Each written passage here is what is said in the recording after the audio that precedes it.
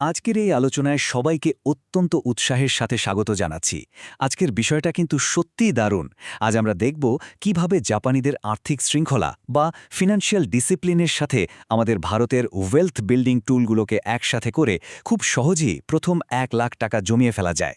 চলুন আর দেরি না করে সরাসরি এই যুগান্তকারী পদ্ধতিগুলোর গভীরে প্রবেশ করা যাক।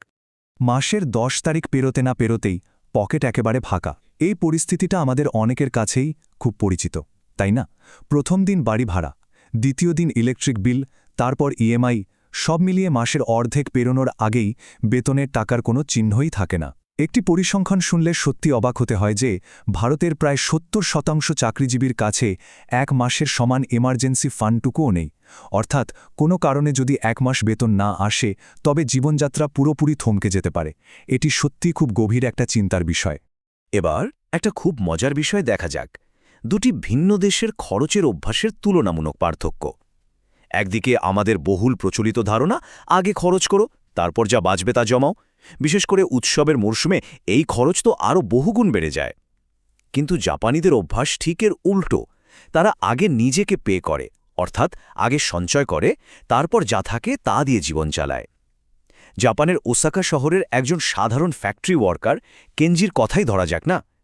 খুব সাধারণ একটা আয় থেকেও শুধুমাত্র এই আগে নিজেকে পে করার নিয়মে ভর করে তিনি ২০ লক্ষ টাকার একটা বিশাল সেফটি নেট তৈরি করে ফেলেছেন। সম্পদ গড়ার পথে প্রধানত ৩টি অদ্ভুত ঘাতক বা সাইলেন্ট কিলারের সামনা করতে হয়। প্রথমটা হলো লাইফস্টাইল ইনফ্লেশন, আয় বাড়ার সাথে সাথে লাফিয়ে লাফিয়ে জীবনযাত্রার খরচও বাড়িয়ে ফেলা। দ্বিতীয়টা হলো সোশ্যাল স্পেন্ডিং বা লোকে কি বলবে ট্র্যাপ, এমন সব জিনিস কেনা যার হয়তো কোনো প্রয়োজনই নেই, শুধুমাত্র সামাজিক চাপ বা স্টেটাস বজায় রাখতে গিয়ে কেনা। আর তৃতীয় এবং সবচেয়ে ভয়ঙ্কর হল EMI culture. No cost EMI শুনলে মনে হয় যেন বিনামূল্যে কিছু পাওয়া যাচ্ছে, কিন্তু আসলে এটি হল ভবিষ্যতের টাকা যা আজই খরচ করে ফেলা হচ্ছে। এই সমস্যাগুলোর আসল সমাধান কিন্তু জাপানি সংস্কৃতিতে লুকিয়ে আছে। তাদের সংস্কৃতিতে একটা ভীষণ শক্তিশালী শব্দ আছে, হাজি। এর আক্ষরিক অর্থ হল গভীর লজ্জা। জাপানে কেউ যদি নিজের সামর্থ্যের বাইরে গিয়ে বিলাসবহুল জীবনযাপন করে বা আর্থিকভাবে দায়িত্বজ্ঞানহীন প্রমাণিত হয়, তবে তাকে সামাজিকভাবে তীব্র লজ্জার বা হাজির চোখে দেখা হয়। ভাবা যায়, এই একটিমাত্র শক্তিশালী সামাজিক মূল্যবোধ পুরো জাপানের খরচের অভ্যাসকে আমূল বদলে দিয়েছে। সঞ্চয়ের ক্ষেত্রে আরও একটা যুগান্তকারী জাপানি কনসেপ্ট হল ইকিগাই, যার অর্থ হল বেঁচে থাকার কারণ বা জীবনের মূল উদ্দেশ্য। জাপানিরা মন থেকে বিশ্বাস করে যে মজবুত আর্থিক নিরাপত্তা ছাড়া কোনো সত্যিকারের ইকিগাই অর্জন করা একেবারেই অসম্ভব। তাই তাদের কাছে টাকা জমানো কোনো কষ্ট বা ত্যাগ নয়, বরং এটি জীবনের চূড়ান্ত লক্ষ্য পূরণের একটা অত্যন্ত অপরিহার্য পদক্ষেপ। Climbing the first lack. তো এবার আসা যাক মূল চ্যালেঞ্জে, প্রথম ১ লাখ টাকার আর্থিক চূড়ায় আরোহণ। একটা উঁচু পাহাড়ে চড়ার কথা ভাবা যাক। নিচ থেকে দেখলে মনে হয় ওঠা অসম্ভব, কিন্তু প্রবল চেষ্টায় প্রথম বড় চূড়াটা একবার পার হতে পারলে বাকি পথটা অনেক বেশি সহজ হয়ে যায়। এই প্রথম ১ লাখ টাকার আসল ক্ষমতাটা ঠিক কতটা, তা ৯,৬৫,০০০ টাকার এই অঙ্কটা দেখলেই একেবারে স্পষ্ট হয়ে যায়। অ্যালবার্ট আইনস্টাইন কম্পাউন্ডিং বা চক্রবৃদ্ধি সুদকে পৃথিবীর অষ্টম আশ্চর্য বলেছিলেন। ধরা যাক একবার ১ লাখ টাকা বার্ষিক ১২% রিটার্নে ২০ বছরের জন্য বিনিয়োগ করা হলো। তারপর আর ১ টাকাও যোগ করা হলো না। ২০ বছর পর সেই একই ১ লাখ টাকা প্রায় ৯,৬৫,০০০ টাকায় পরিণত হবে।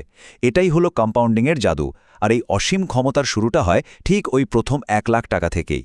কাকেবো অ্যান্ড এসআইপি টুলস। সম্পদ গড়ার এই দীর্ঘ যাত্রায় আমাদের দুটি অত্যন্ত কার্যকরী টুলের প্রয়োজন। চলুন সেগুলো দেখে নিই। বিখ্যাত কাকাইবো সিস্টেমের কথা বলা যাক। ১৯০৪ সালে জাপানের প্রথম মহিলা সাংবাদিক হানিমোতোকো এটি তৈরি করেছিলেন।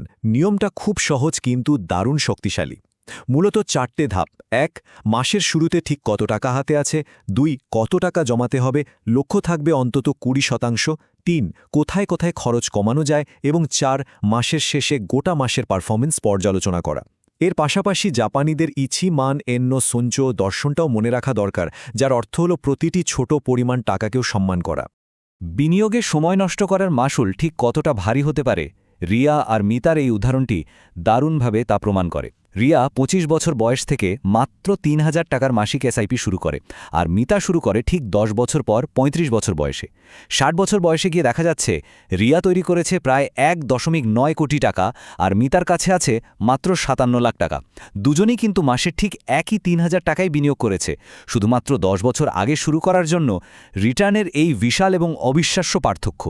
আজকাল বিনিয়োগের ক্ষেত্রে অনেকেই দ্রুত বড়লোক হওয়ার শর্টকাট খোঁজেন, কিন্তু এই ১,১০,০০০ টাকার সংখ্যাটি একটা কঠোর বাস্তবের মুখোমুখি দাঁড় করায়।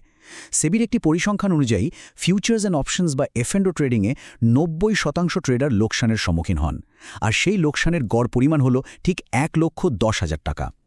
একটু গভীরভাবে ভাবলে দেখা যাবে ঠিক এই পরিমাণ টাকাই কিন্তু ওই কাঙ্ক্ষিত প্রথম আর্থিক মাইলফলক তৈরি করার জন্য একদম পারফেক্ট ছিল। প্রকৃত বিনিয়োগের জন্য প্রয়োজন অপরিসীম ধৈর্য। জাপানের শেয়ার মার্কেট সূচক নিকেই ২২৫ এর এই দীর্ঘ যাত্রাপথ ঠিক সেটাই তুলে ধরে। ১৯৮৯ সালে এটি ৩৯,০০০ পয়েন্টে পৌঁছায় এবং তারপর ২০০৩ সালে ধসে গিয়ে মাত্র ৭,৬০০ পয়েন্টে নেমে আসে। কিন্তু যারা প্যানিক না করে ধৈর্য ধরেছিলেন তারা দেখেছেন ২০২৪ সালে এটি আবারও ৩৯,০০০ পয়েন্টের উপরে রিকভার করেছে।